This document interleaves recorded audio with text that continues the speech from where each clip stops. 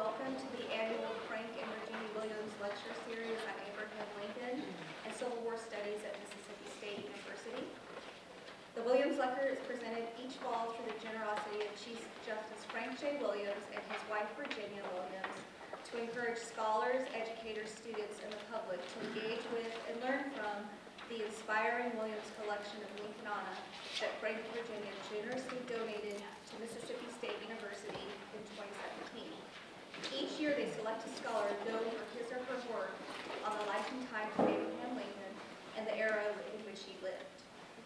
These scholars seek to interpret and understand the economic, cultural, social, military, and political decisions made by President Lincoln and to share this scholarship with our community. We're pleased that you could join us on this evening and enjoy an ongoing tradition. At this time, I would like to introduce Dr. Mark Hina, President of Mississippi State University, who will bring a warm welcome from the university and introduce our special guest, Chief Justice Frank Williams. Thank you.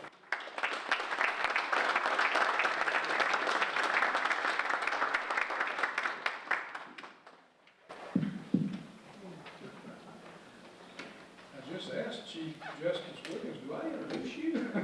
Yes, I do. No, I don't do the introduction. I do the introduction.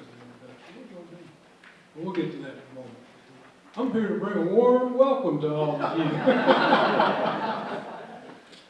Thank you all for coming here tonight. This is really a special occasion for all of us. Chief Justice Frank Williams is such a special, dear benefactor and friend to this university in so many ways. And if you love history of any kind, you've got to be greatly appreciative of him and his generosity, he and his wife Virginia, what they've done for this university and the prestige of this institution because of their vision. And many of you know this started back many years ago when we were very fortunate to, with John Marzlak, Dr. John Marzlak, who's sitting here on the front row, had an idea of bringing Ulysses S. Grant to Mississippi State University. At that time, I was in transition. I had been selected by the Board of Trustees of IHL to be president here at Mississippi State, but and not officially taken on the duties when I learned about all of this. And for those of you who know me, know that I do love history. I'm very passionate about it, and all types of history, but especially history of this important era in our national history. So when I was presented with this prospect of welcoming Ulysses S. Grant to Mississippi, I leaped on that and said, yes, I'll support it. And when they started talking about the budgetary obligations and what the university would have to obligate itself to, well, it was easy for me to say, spend whatever we have to spend. I wasn't the president. That was Dr. Roy Ruby's problem. But my goodness, what a blessing it has been, the transformation of this wonderful library at our university.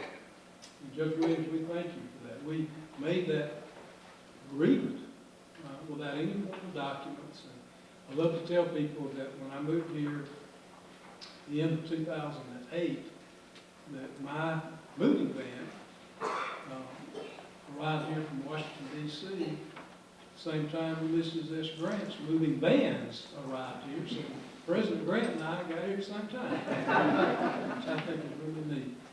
Well, tonight we're here to have a wonderful lecture from an outstanding member of our faculty, Susannah Ural. She holds the Frank and Virginia Williams Chair for Abraham Lincoln and Civil War Studies. And Justice Williams and Virginia are the ones who made that happen through their generosity and support of this university. Of course, I just mentioned Ulysses S. Grant, but also we're very fortunate to have this unbelievable collection of Lincolniana that was given to this university by this wonderful couple. This lifelong collection of treasure, priceless treasure, that we are the beneficiaries of. So again, Chief Justice Williams, thank you for all of your support and all that you've done for this institution. We're going to hear a lecture from, again, Dr. Ural about one of our nation's greatest leaders, Abraham Lincoln. And, we think about leadership and leaders and what they mean for any institution, but think about it for an entire nation and how critical that is to have strong leadership, especially when a nation is divided. And I think about our present day challenges that we face as a nation, but also not only as a nation, but all the things that are happening globally, and the importance and the pressures and the challenges that fall upon the shoulders of a president of a nation, especially of the United States. But I can't imagine the pressures that Abraham Lincoln was under when the nation was literally ripping itself apart. So, he's a fascinating leader, he's an outstanding leader, and I'm proud that we're able to have this lecture series dedicated to him because of the passion and the vision of Chief Justice Frank Williams, Dr. Frank Williams. Many of you may not know this, but he holds the title of Doctor of Public Service from Mississippi State University. I'm very proud that you are a holder of a degree from this institution. We're very honored to bestow it on you in 2018. So with that, I just want to say welcome. I'm glad you're all here. I look forward to the evening. I look forward to your lecture. And with that, I'll turn to our dean.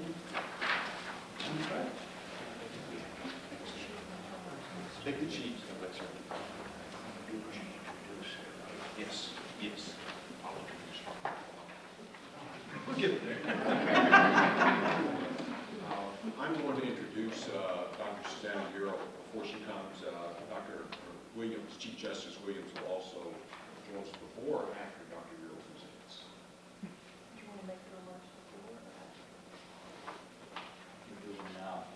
Okay.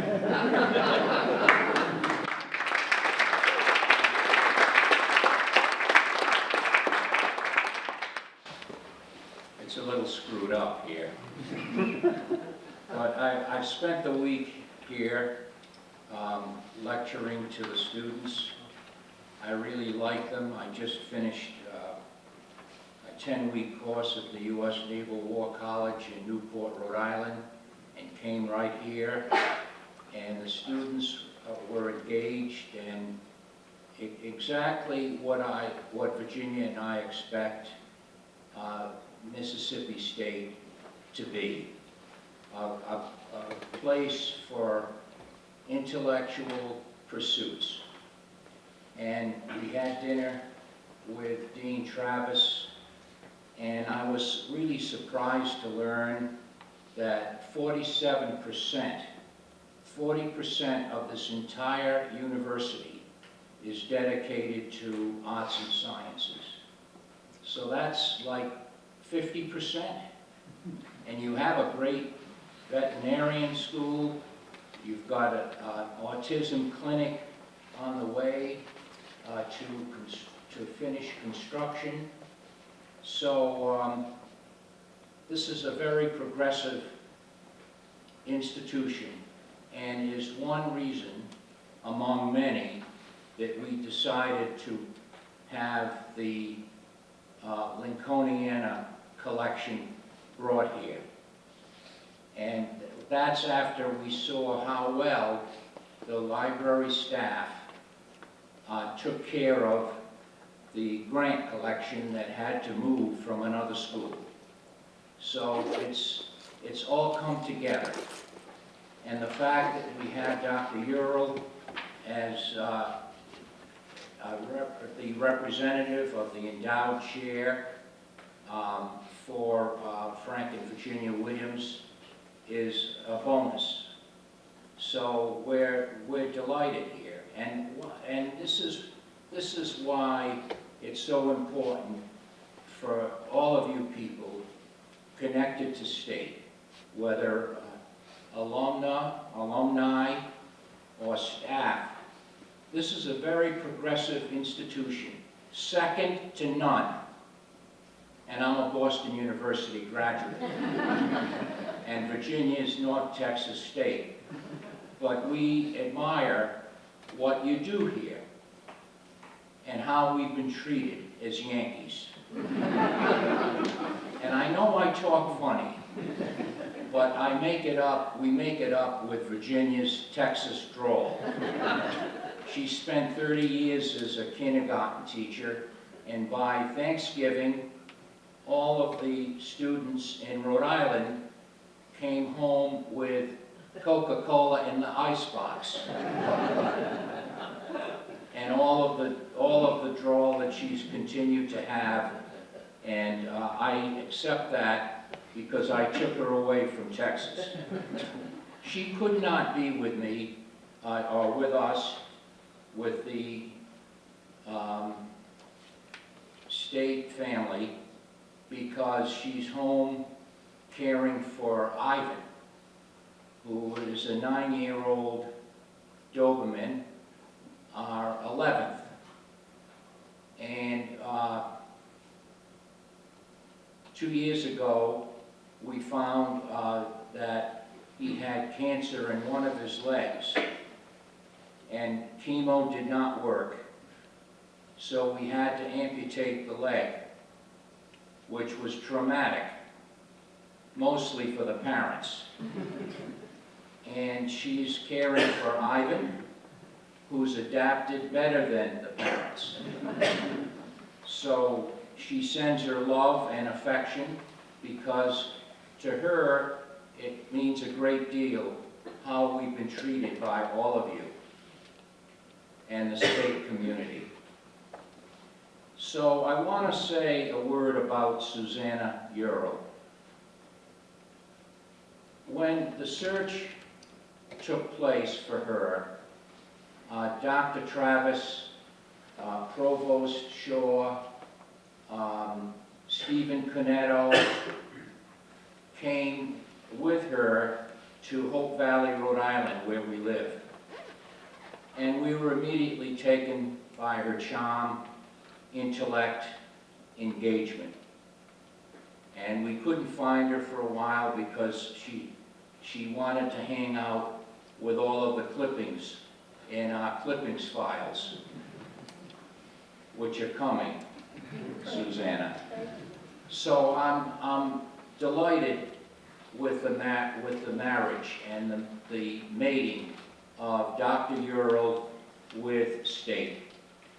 She's just the right person. She's a team player and gets along with everyone here and with us and with the entire faculty and staff of the library. So we're delighted to have her give her first Frank and Virginia Williams lecture. And I'm going to ask Dr. Travis, Dean Travis, to introduce her. Thank you very much.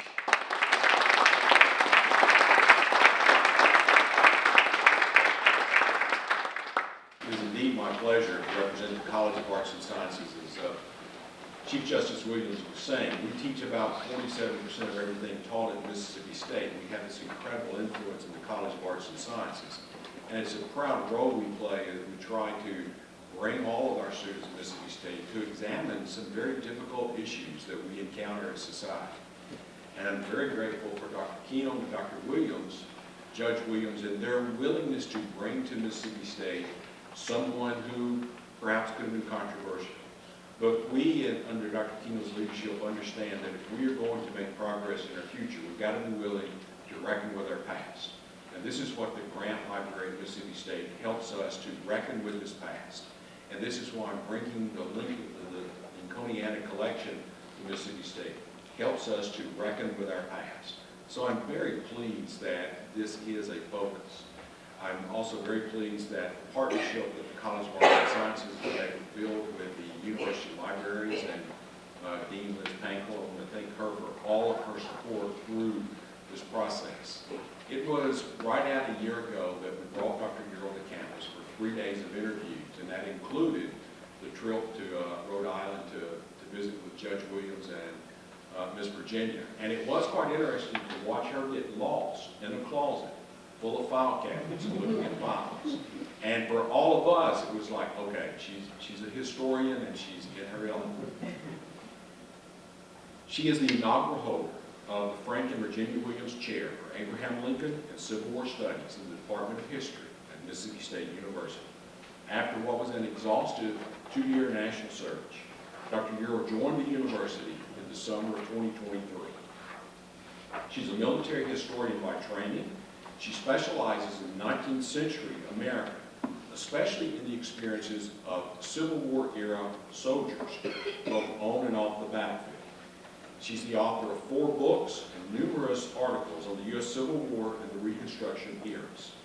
Her new project, and the inspiration for tonight's talk, explores the experience of African American soldiers in the Mississippi Valley during the 1863 to 1805 and in their 65, and then just after the end of the war period, and how those experiences of African American students or African American soldiers impact the policies of Abraham Lincoln and then the Union government, both during and after the Civil War. In addition to her role in the history department, she worked very closely with the Mitchell Memorial Library staff and colleagues as they process the Williams collection of Lincolniana. And she continues to work, and she's growing in her work with promoting the Lincoln collection with scholars, with our students, and with the public. So it's my great pleasure tonight to introduce Dr. Susannah Ural.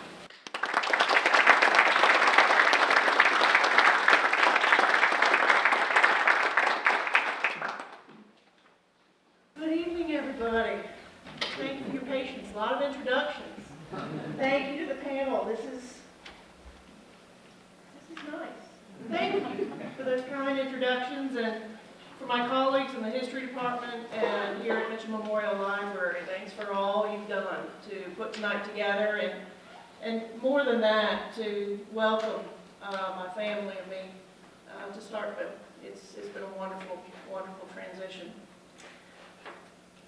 I want to talk to you tonight about a book that I've begun that, as Dean Travis said, really explores the experience of learning in the midst of war. It's grounded in the War Department, and it looks in particular at President Lincoln and Secretary of War Stanton as they made revolutionary changes, not only in the goals of the Union war effort, but in the way that that war effort would be waged and what it meant for the nation in the future. So tonight, we're going to get a little taste of that. The War Department buzzed with activity in the spring of 1863.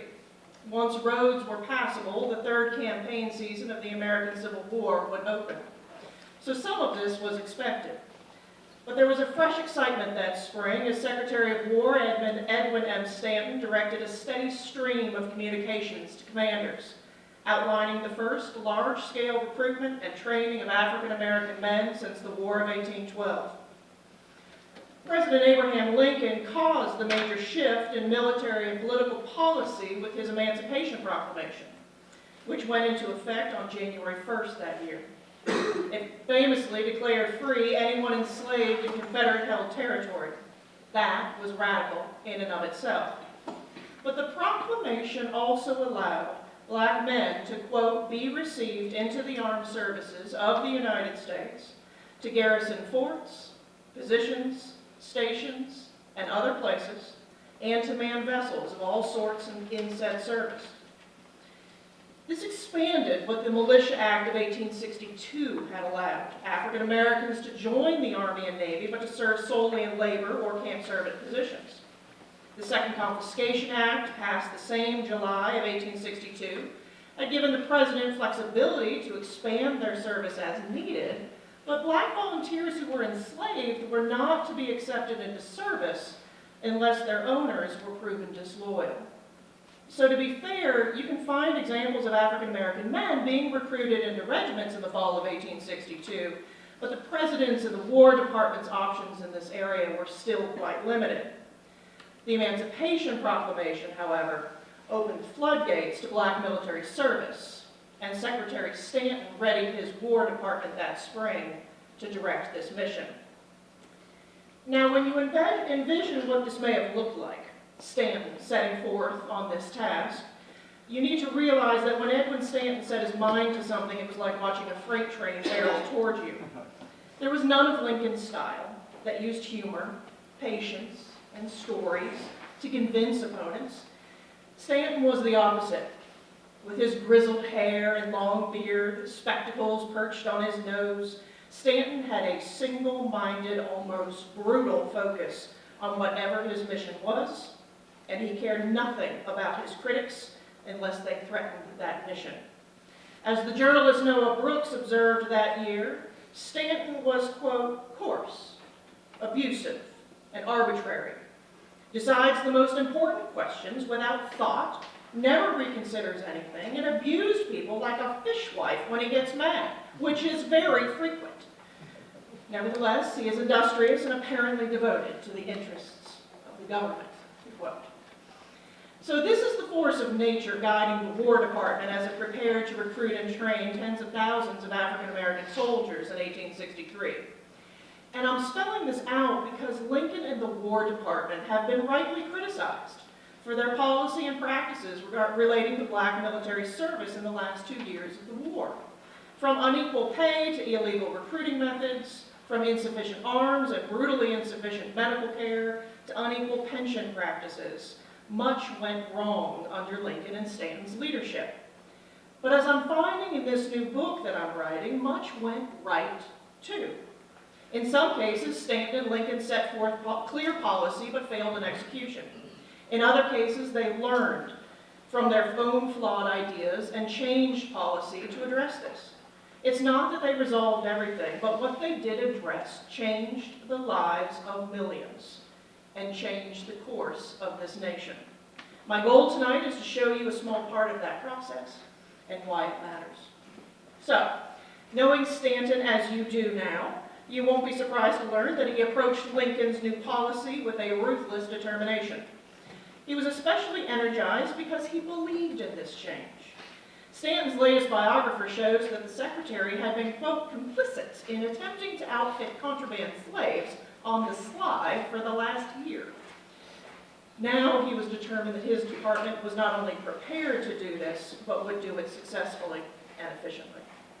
If we could peer into Stanton's office in the March of 1863, we would find him amid that flurry of communications that I mentioned. He contacted trusted colleagues for advice on the best officers for training camps for these new recruits. Stanton also pondered who the best officers might be for the men, even expressing his willingness, quote, to allow the colored troops their own officers and not place them under the command of white officers if competent persons of their own race could be found capable of the duty, quote. This didn't last long. You can find examples of black officers in Louisiana and Kansas, but the majority of early African-American officers were forced out of the Army or reduced in rank by 1864, despite the fact, as Frederick Douglass's son argued, who was in the ranks, there were plenty of black sergeants with the skills necessary to make good officers. The problem was that too many white officers and the white public refused to allow it. Now, what else did Stanton do? He already had his staff review the original 3-volume infantry training manual in 1862. Revised by Brigadier Silas Casey, this new edition, cleverly titled System of Infantry Tactics, including infantry tactics, benefited from the lessons of over a year and more. Removed unnecessary or outdated instructions like how to form square in the face of a cavalry charge, which never happened in the Civil War. And in a single volume managed to cover the fundamentals that troops needed to master. That spring, had Silas Casey revise the manual again, this time to be used for training African-American troops. Though it's interesting to note there's very little difference between the white manual and the black manual. They were really both using this kind of same abridged version for 1862-63. Stanton also placed Casey in charge of finding the right officers for these new units. Casey insisted that, quote, to have good and efficient troops, it is indispensable that we should have good officers. Those officers, he claimed, needed to have 3 key qualities, quote, good moral character, physical capacity, and true loyalty to the country. Casey warned that, quote, zeal, quote, was not enough. That was good, but it must be, quote, combined with knowledge. Military planners were unsure how to use black troops and how they would fight. Would former slaves, they asked, who joined the ranks, release an uncontrollable rage on the enemy, ignore discipline and training, and resort to murder? Could black troops fight with discipline at all? Or would they break and run under pressure, they asked. These are the assumptions, the prejudices that led so much of the Army leadership, as well as the white public in the North, to insist that white officers were necessary for black troops to fight effectively. Only whites, they insisted, could ensure discipline and effectiveness. Some historians have argued that despite these prejudices, we see in Casey and other Army leaders at the time, their intentions were good. Casey really was trying to find the best officers for African American units by weeding out white enlisted men who simply sought a promotion or a pay raise, or perhaps a poor officer who had already made a white unit ineffectual, transferring to a fresh command of a black unit where he might do the same thing. The problem, though, was that, as I've mentioned, when competent African American soldiers sought commissions, few Army commanders would allow it. You can find black officers, as I mentioned, in Louisiana, when Benjamin Butler commanded in the area. But once Nathaniel Banks took command, he insisted that the appointment of black officers, quote, converts what is capable of much usefulness into a source of constant embarrassment and annoyance, quote. And he would reject black applicants or force existing officers to resign until the 80-some black officers who remained near the end of the war were largely surgeons or chaplains. In addition to finding officers and updating manuals, Stanton focused on the success of specific recruiting efforts. As just one example, again, looking in March of 1863, you see Stanton focus on Brigadier General Daniel Ullman, who would be assigned to recruit African American men in and around New Orleans. Stanton and Lincoln sent 200 experienced officers from the Eastern Theater's Army of the Potomac with Ullman to help ensure his success. Stanton then ordered the Army Chief of Ordnance to ensure that Ullman and his men had all necessary weapons, ammunition, and accoutrements. Stanton informed the Paymaster General of the Army that Ullman must have a paymaster with his brigade who would advance its officers 1 month's pay when they mustered into service. The Secretary reminded the Commissary General of the Army that his commissary captain had been specifically assigned to manage the subsistence needs of Ullman's brigade, and that this captain would, Stanton ordered, give orders to the proper subsistence departments in New Orleans to support Ullman. Still not satisfied that everything was covered, Stanton ordered Chief Clerk of the War Department, John Potts, to provide General Ullman with an additional $5,000 for outfitting his brigade. $5,000. Stanton requested ships to move Ullman's command to New Orleans as soon as possible. Then the Secretary reminded General Ullman that he expected reports on his progress, quote, by every steamer. Significantly, nearly every message from Stanton to commanders in Washington and in the field emphasized the need for speedy recruiting of African American men. Desertion rates had plagued Federal and Confederate armies that winter, and they needed more troops. Secretary Stanton also told Major General Nathaniel Banks, who commanded the Department of the Gulf, that Ullman's recruiting orders would counter all others. Volunteers for the new black regiments could come into camp from cities, plantations, or wherever they labored, even if they were already contracted to the Army as farm laborers, and, Stanton added, quote, any orders conflicting with this are to be revoked. The Secretary followed all of this up by sending General Lorenzo Thomas, who oversaw all black recruiting, to ensure that Stanton's policies were followed by every officer regardless of rank. Thomas would provide, Stanton explained, a full report on the condition of contrabands, a common term for escaped slaves residing with the Army. How were commanders receiving, clothing, feeding, and treating them? Humane treatment was key, the Secretary underscored, until freedmen and women could support themselves and labor as needed for the government. Stanton also wanted Thomas to discuss these policies with General Ulysses S. Grant and other officers in the West. Explain to them, Stanton ordered, quote, the importance attached by the government to the use of the colored populations, emancipated by the President's proclamation, and particularly for the organization of their labor and military strength. Officers must support, quote, the loyal colored population in performing the labor incident to military operations and the duties of soldiers. Any effort, Stanton added, by officers or men to impede this policy in any way, quote, is regarded by the President as a violation of the acts of Congress and the declared purposes of the government, quote. Stanton also pushed for the smooth acceptance of any officer who resigned his commission to seek command of newly recruited black troops, and reminded Thomas, just as he had Ullman, just as he did with everyone, that Stanton expected frequent communication by mail or telegraph on these orders.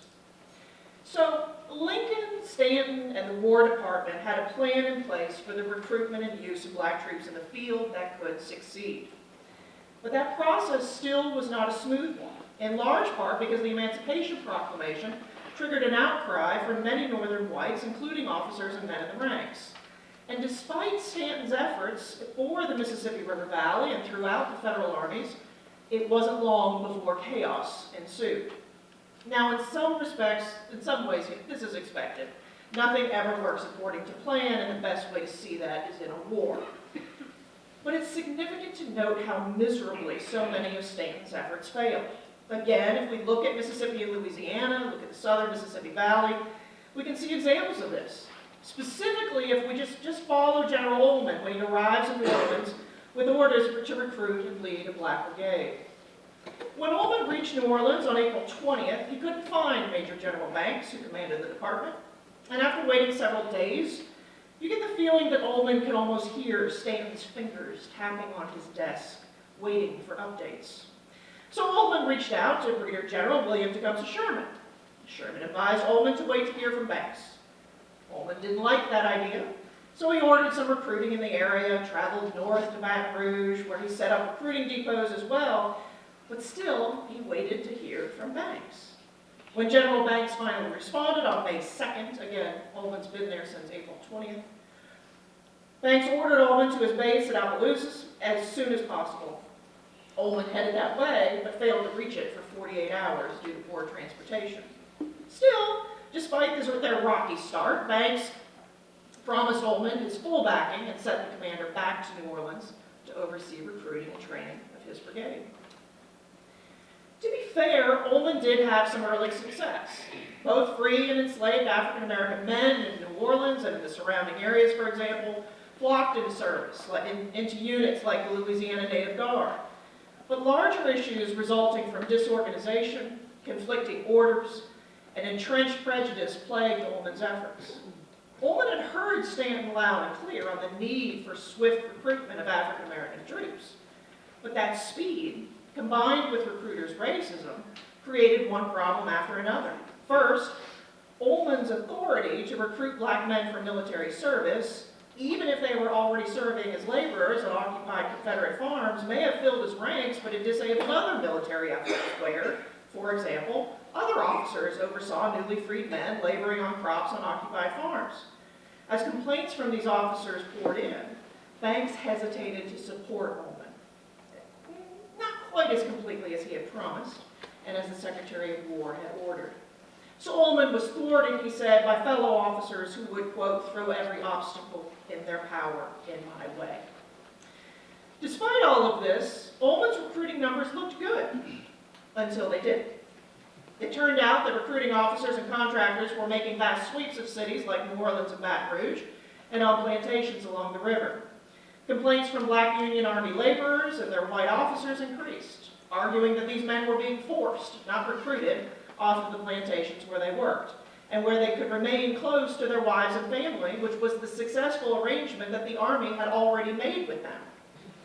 Also concerning were the complaints coming from free people of color in New Orleans and Baton Rouge. Louisiana had some of the largest free black communities in the country, where free upper-class and middle-class African Americans exercised significant freedoms and lived as successful businessmen, lawyers, and planters. But to too many Army recruiters, all men of color were slaves or escaped slaves, with none of the rights of citizenship that white recruits might have. African-American men in South Louisiana found themselves rounded up off the streets. Sometimes these men were enslaved, sometimes they were free businessmen. Status and condition mattered little to the recruiters. These pressed men were placed in holding pens, even in the local penitentiary, where they would then be transferred to training camps and mustered into the Army. An 1863 petition from 36 men of color from Baton Rouge captures their frustrations at these injustices and offers an approach to recruiting that the War Department would soon consider. In a petition filed with the Provost Marshal of the city, the men argued, quote, "We were born free, have lived free, and wish to be treated as free men." They were not opposed to military service or even a military draft, but they would be drafted as citizens, not, quote, "hunted up in the streets, in the market house, and other places whilst engaged in our daily avocations, and marched off to the penitentiary, where we are placed with contrabands and forced into service," quote. Instead, the men argued, "Let our names and ages be regularly registered and placed in the wheel, and whoever of us that may be drawn will unhesitatingly shoulder arms, or furnish a substitute, or pay the sum required by the act of Congress. They would be drafted as citizens." Now, it's noteworthy to note that multiple white officers endorsed this position with their support, verified the men's complaints, and passed it up the chain for action. The officer in command of enrollment in Baton Rouge ordered that the sweeping impressments described in the petition, as well as other reports of corruption, the accepting of bribes, and more, were in direct violation of orders and instructions, and must stop. But nearly a year later, in August 1864, Jean-Baptiste Roudinet and 5 other free men of color from New Orleans filed a very similar complaint with General Banks, showing that the same impressments continued. Now, it's also noteworthy that despite disasters like this, there are examples of officers and men working effectively in camp and at battles like Milliken's Bend, Fort Hudson, and elsewhere in the region. Up and down the valley, we can find officers recruiting properly, training recruits as they should, leading them effectively in battle, and those soldiers performing exceptionally well. So not all of Stanton's planning and the War Department's operations were a disaster, but problems continued. On one issue, the Lincoln administration took a more successful stand, and this involves the equal treatment of white and black prisoners of war. This controversy began in anticipation of the announcement of the Emancipation Proclamation, when Confederate President Jefferson Davis declared in December 1862 that if Confederates captured any members of Union African American forces, they would execute the white officers and enslave black soldiers. Davis's policy stunned the Northern public, and Lincoln responded several months later by issuing General Orders No. 100, better known as the Lieber Code, which modernized and clarified U.S. laws of warfare. Officially titled Instructions for the Government of the Armies of the United States in the Field, the Lieber Code stated clearly that the U.S. government expected equal treatment of prisoners, regardless of color. Confederates were undeterred, though, and their Congress responded with a joint resolution the following month that formalized Davis's 1862 policy. After reports emerged of the killing of 2 captured white officers and the enslavement of black soldiers after the Battle of Milliken's Bend in June of 1863, and the failure of Confederates to exchange approximately 100 black prisoners of war of the 54th Massachusetts, despite exchanging their white officers after the July 1863 assault of Fort Wagner, President Lincoln responded on July 30th of that year with General Orders No. 252, which became known as his Orders of Retaliation. He promised that for each Union prisoner executed, he would order a Confederate prisoner executed. For every black soldier enslaved, a Confederate prisoner would be put to hard labor. This did not stop the atrocities on the battlefield, and it effectively shut down the prisoner exchange policy. But it was one of the first areas where Lincoln took a firm and public stand, not just defending white officers of black units, but African American soldiers as well. In the process, it was a signal of racial equality, almost unheard of in the 19th century U.S. As atrocities like these became known to the Northern public, and as African American troops continued to demonstrate determination and discipline on battlefields from Fort Hudson, Mississippi, to Fort Wagner, South Carolina, to Uvalde, Florida, public attention intensified on another injustice that plagued the Union war effort: unequal pay for black soldiers. The whole issue began when recruiters promised in 1863 that black privates would earn the same as white privates, $13 per month with a $3.50 clothing allowance. But when a paymaster refused to respect that rate and issued pay instead at a laborer's rate of $10 per month minus $3 for clothing, African American troops were outraged. Complaints came in from families, from leaders, from soldiers themselves, clarifying their loyalty and their willingness to fight, but not at reduced wages. But the War Department refused to budge, insisting that they were following the law. The Militia Act of 1862, specifically, which stated this exact rate of pay and clothing allowance for laborers, which was, let me back up, that was rough. But the War Department refused to budge, insisting that they were following the law. The Militia Act of 1862 specifically, which stated this exact rate of pay and clothing allowance for laborers, which is the purpose for which black soldiers were originally recruited. Critics noted that these men were not being used as laborers, but rather as combat and garrison troops, and therefore deserved the proper pay. But Lincoln hesitated to resolve the issue for nearly a year. He explained his reasoning to Frederick Douglass when the famous black abolitionist visited Lincoln in August 1863. Douglass praised the president's retaliatory order on prisoners, as he had publicly, but Douglass had been equally critical of Lincoln's, quote, tardiness, hesitation, and vacillation on his support for black military service. Lincoln disagreed on the vacillation charge, insisting, quote, no man can say that having once taken the position I have contradicted it or retreated from it. But he would not budge on the question of pay. Quote, popular public prejudice, Lincoln argued, was too strong to support equal pay for black troops. He needed more time to accomplish what Lincoln called the necessary preparation of the public mind before he could call on Congress to resolve the injustice that was, quote, a necessary concession for any black service at all. Douglass wasn't happy, but as his biographer David Blight has explained, Douglass, quote, found Lincoln's decency and forthrightness gratifying and believed the president would, quote, stand firm, that slavery would not survive the war and the country would survive both slavery and the war. In conversations like these with men like Douglass, and Douglass's conversations like these with men like Douglass and Douglass's continued demands for equality that helped bring about change. Leaders like Governor David Todd of Ohio contributed to this as well, when he publicly insisted that until the Lincoln administration corrected the issue, Ohioans would raise funds themselves to ensure that black Ohio soldiers received pay equal to whites. Attitudes were changing too as the public learned more about Confederates killing, enslaving, or refusing to exchange white and black Union prisoners from Milliken's Bend and Fort Wagner, and as African American troops fought well in combat. The issue also came to a head for Lincoln when, in November 1863, a black sergeant from a South Carolina regiment named William Walker ordered his men to stack arms and declared that he and the men would, quote, not do duty any longer for $7 per month. In the next 2 weeks, 13 white officers in Walker's regiment signed a petition calling for equal pay for their fellow soldiers.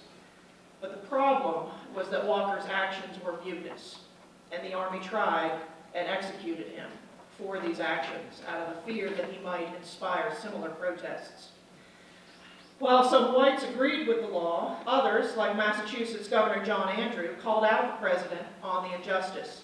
Quote, the government which found no law to pay him except as a nondescript or a contraband, nevertheless found law enough to shoot him as a soldier. The very next month, Lincoln decided he had sufficiently prepared the public mind. Or maybe he couldn't stand the thought of any other cases like Sergeant Walker's. 1 month after Walker's protest, Lincoln approved Secretary Stanton's appeal to Congress to equalize pay for black and white troops, which Congress finally resolved in June 1864.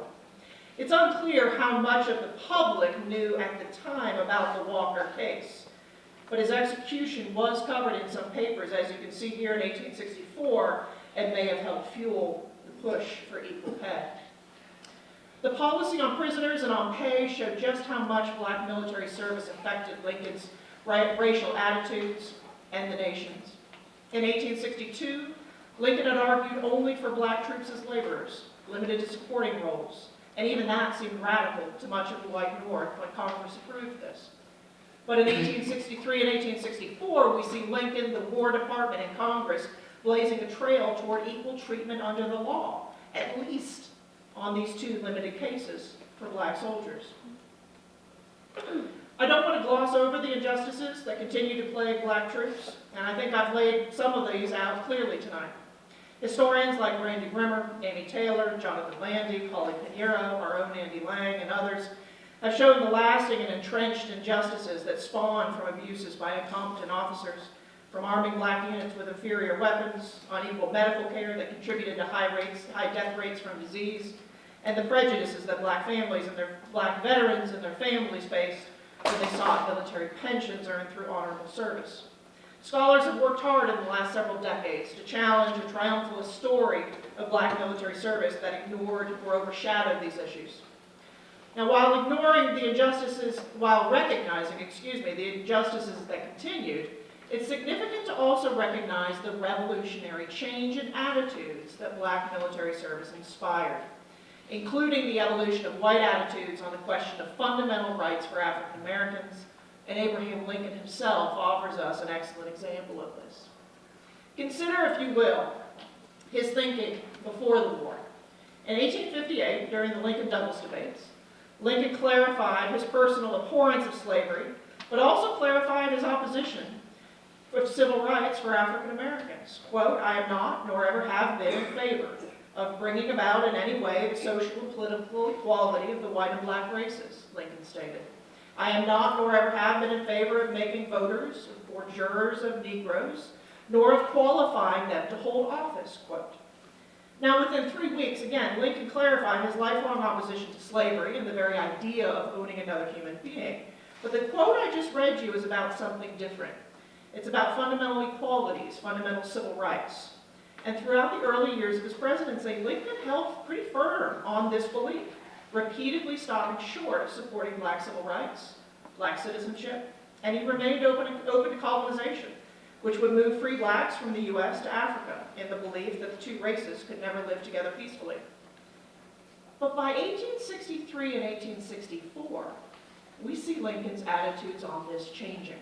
And by the spring of 1864, we find Lincoln talking, privately for now, about voting rights for black male citizens. We see this on a few occasions, and one of these took place when Lincoln reached out to the newly elected Union governor of Louisiana, Michael Hahn. The state was seeking readmission to the Union and had begun the Reconstruction process. Lincoln tried to sway Hahn's position on black male suffrage in the state's constitutional convention by suggesting that perhaps some black Louisianans might be, quote, let in, quote.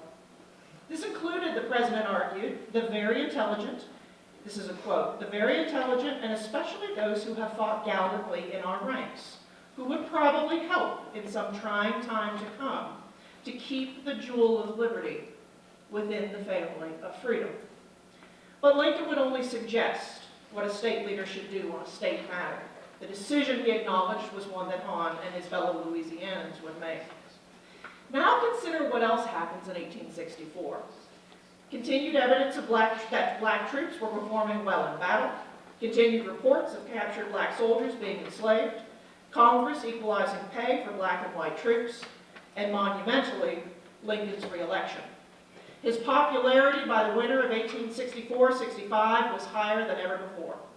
When Confederate General Robert E. Lee surrendered his Army of Northern Virginia the following spring, all signs pointed toward the end of the war. And I think we can safely argue that Lincoln had decided once again that the public mind was ready to consider the issue of black male suffrage. It's an engraving. It's a little blurry, I know. But it's from 1865. On April 11, 1865, just days before his assassination, the president made an impromptu speech from a White House window.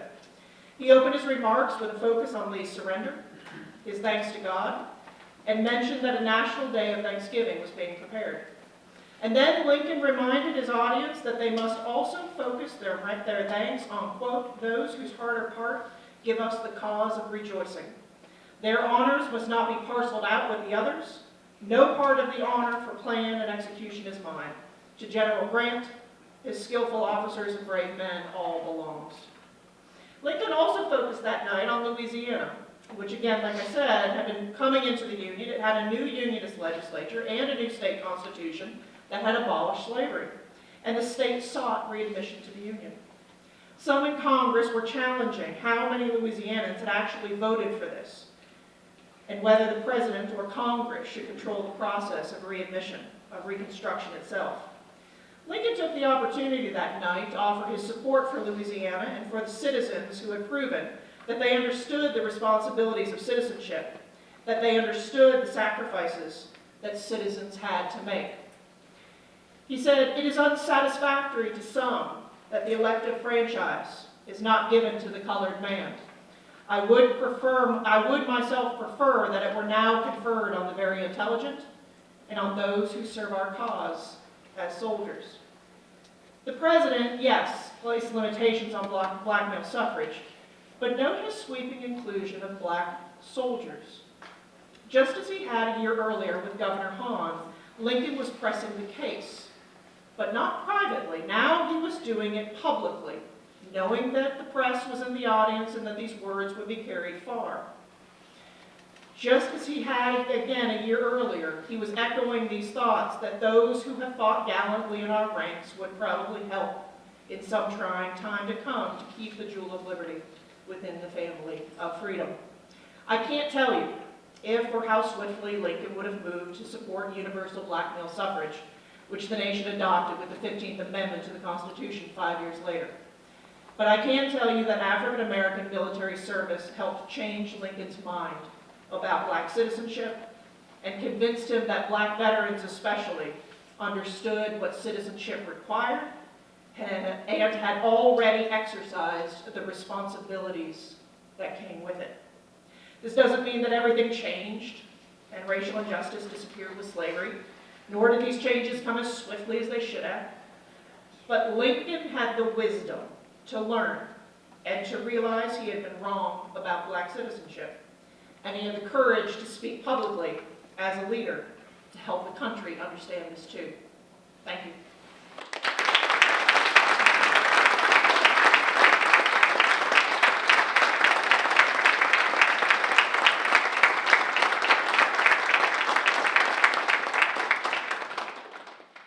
Did you want us to do a Q&A, or did I do that historian thing and go a little longer? Y'all, the Yankee up here got warm. Questions? Any questions that I can answer for the group? I think we have a couple minutes if anyone does. Or, What sort of reaction did the press, the Southern press, have to any of these actions might have happened in Lincoln? the question is, what sort of reaction did the Southern press have to these actions by Stanton and Lincoln, specifically the use of black troops? It was not popular at all. I could probably leave it there. The Confederacy had the chance to arm black troops at the beginning of the war. The Louisiana Guard, a lot of native free black men of New Orleans, had originally offered their service as Southerners to the Confederacy, but the Confederacy would not support any idea of black men in uniform in combat. At the very end of the war, the Confederate Congress changes their mind on this, but the war ends before any of that happens. Any other questions? Yeah, please. To what extent, or at all, did President Lincoln or Secretary Stanton have any contact directly with black soldiers? Or you mentioned claims coming in, is it just being filtered through these layers of bureaucracy, or is there any evidence that they had direct communication? Right, so my colleague in the history department is asking the question, how does the president actually hear from black troops in the field? No, but he doesn't hear from white troops in the field either, right? I mean, it's all going to go through a chain. Now, when he does hear specific kind of human experiences and real problems within the system, it's interesting. It's going to often be family members who are bringing this up. The mother, a widow, for example, of a soldier. You can find letters in Lincoln's papers where they're writing to him to make a case. The other times where it'll appear is where free men of color go to visit Lincoln at the White House from New Orleans to make their case. one of whom had been one of the black officers that was really forced out of service in Louisiana. So in those cases, he can hear directly, but this is always the problem, right? Where it's got to go, the complaints kind of work their way through, and it's difficult for the president and the secretary of war to understand what's going on. On the flip side, that's their job, to figure that out and to figure out, we knew it wasn't going to go perfectly, but why is this going so wrong, and what can we do to fix it? Yeah. Any others? Yes, sir. I know that in the years after the war, a number of African Americans were elected to national office in Mississippi, other southern states. Were any of those men, had they served in the war? Absolutely. The question is, a number of former black officers get elected, excuse me, a number of black men get elected to political office in Mississippi and other states after the Civil War. Were any of them officers? Absolutely. Were any of them just soldiers? Absolutely. Military service, you see this, my first book was about Irish Catholics in the Union Army, immigrants, and what you see sometimes with groups that aren't necessarily seen as fully within the American fabric is that they learn the American fabric, they learn the system through the military, and they learn a number of skills that they can then take into their post-war lives. And military service, rightly, carries a lot of weight. Again, you made tremendous sacrifices for the nation. So yeah, absolutely, it contributed to the ability to hold political office. My friend John Marslick has a question in the front. I'm honored you're here. Yeah, I'm just curious, you're talking about Lincoln and the role how things evolved, but if you look at American history for that whole entire period, you find that the guy who replaces Lincoln is very, very anti-black. And then you have Grant that does do some things, Yeah. but then you have to wait till Lyndon Johnson. So I'm just wondering how much of a role did Lincoln really play, because he seemed to just go away. Right. Once he went away. Right, no, I mean, it's a great case. Lincoln made a difference in 1865, 64, 63, but you still have so many more problems, is the question that Doug Marslick is asking. I mean, you and I can have fun with this, but what I would argue is Lincoln is the decisive reason why the country gets the 13th Amendment. He's the one who really pushes that through Congress and ends slavery, and in the process helps kind of prepare the nation to pass the 14th and the 15th Amendments to the Constitution, right? So I would argue he lays the groundwork, and I don't know how many more of those changes could have come and when they could have come without that initial groundwork. That, quite frankly, not only does Lincoln lay, but that Grant continues to build on afterwards, and really has the courage to build on that when I think a lot of white Americans were getting a little tired of that effort. And I think Lincoln and Grant deserve some credit for kind of staying the course on that. But the thing that bothers me about the whole thing is that as time goes on, or as things don't change, the American public generally is anti-black. It's anti-black through the 20th century. And it really, I would even say today. Yeah. I don't know what to tell you, John. It's a depressing public sometimes. Now, I don't want to keep everybody too late because we have a fun kind of rest of this evening. I'm going to be around for any other questions if we didn't get to your question yet, I promise. But Chief Justice Williams is going to do some closing remarks. But then, if you have time, we'd love you to join us for a reception upstairs. And then Chief Justice Williams is going to give a tour talking about some of his favorite items in the Lincolniana Gallery. Thank you.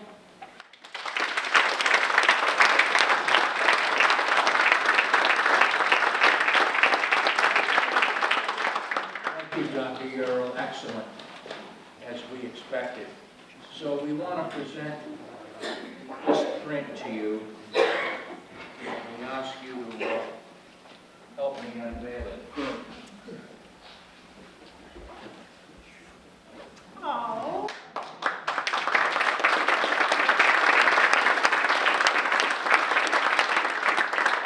When I was a lot younger, Fritz Eichenberg, who is the creator of this portrayal, was an engraver, now deceased, but head of the art department at the University of Rhode Island. And he gave us this engraving, me in Virginia, and it was done just on the eve of World War II as a moment of patriotism in order to get our nation together. And you see here little crosses that he did, and it's kind of a stern Lincoln, but that's the resilience that he portrayed in his portrait of Lincoln. So we want you to have one of these. Thank you. Okay.